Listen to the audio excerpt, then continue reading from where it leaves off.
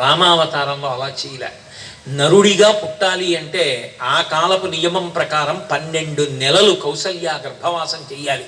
తల కిందకి పెట్టి కాళ్ళు పైకి పెట్టి కటిక చీకట్లో అమ్మ కడుపులో మలమూత్రముల మధ్య ఉంటేనే నరుడైనట్టు, నరుడిగానే రావాలి అమ్మలోంచి బయటికి. అందుకే తతశ్చ ద్వాదశే మాసే చైత్రే నవమికే తిథౌ నక్షత్రే దితి దైవత్యే సోచ్ఛ సంస్థేషు పంచషు గృహేషు కర్కటే లగ్నే వక్పతాం ఇందునా సహా ప్రోద్యమానే జగన్నాథం సర్వలోక నమస్కృతం అంటారు.